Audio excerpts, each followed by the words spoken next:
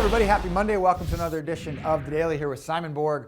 I'm Nick Fershaw, talking about the biggest headlines on this Monday, and it's Landon Donovan's pursuit of the all-time leading goal-scoring record. He's at 134 now. For those people not keeping track, he scored 2 goals against Chivas USA in a 5-0 rout for the Galaxy on Sunday. Puts him tied with Jeff Cunningham. Everybody wondering, when's he going to break the record now? Yeah, and it kind of came out of nowhere, the record. No one's really been, I think, following it. So I'm glad he only tied it and didn't break it, because now we have the build-up. Donovan's next game, when is it going to be? Against Montreal, unlikely. It'll be the day after the U.S. national team's final qualifier. He's with the national team, so likely against San Jose, and that would come full circle. It would be a special moment. He started his MLS career with San Jose. That game, October 20th. The other result from Sunday, the Vancouver Whitecaps and the Portland Timbers in a 2-2 draw in a nice Cascadia Cup matchup in the Pacific Northwest that included what I think is the front runner for goal of the year. It's Camilo Samvetza with another amazing goal. Unbelievable execution, but also the moment in the game that it came.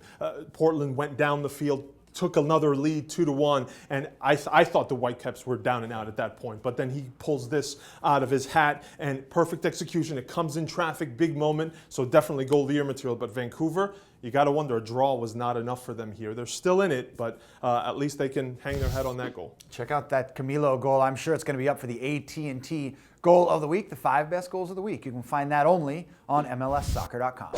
Well, storylines abound on Saturday as the MLS postseason draws near. We have our first team in the playoffs. It's the New York Red Bulls, but that's not the storyline you want to talk about. What was the biggest one for you on Saturday? Has to be the demolishing 5-1 that the Seattle Sounders suffered at the hands of the Colorado Rapids. No one saw this coming. And I think this was the result that should send an alert to everyone. The Rapids, come this playoffs, they're for real. Now, they still have to make the playoffs, but I think they have all the tools to be a dangerous team. And Seattle, on the other hand, doubts have to start creeping in at this point about their credentials to win an MLS Cup. Yeah, rough start for the Seattle Sounders on Saturday, which included a goal by Colorado Rapids rookie Deshaun Brown, the second fastest goal scored in MLS history. Took all of about, 15 seconds for the Rapids to get that lead. Other headlines from Saturday, we mentioned the New York Red Bulls secured a playoff spot with a draw against the New England Revolution, and Sporting Kansas City. People have forgotten about them, but they got a big road win over the Columbus Crew,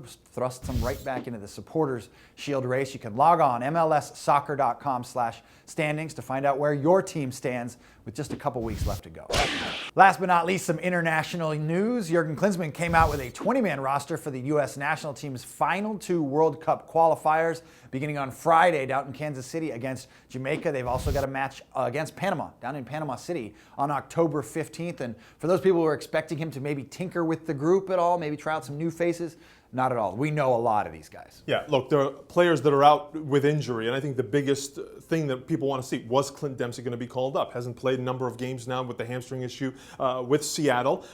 Didn't get called up, and I think that would have caused a lot of controversy had he been called up. So Donovan is part of this, but all the other call-ups, I think it's par for the course. And I agree with Klinsmann going forward in these last 2 qualifiers because, look, 2 bad results, and I think people start questioning, okay, where's this team at? Does Klinsmann know what he's doing?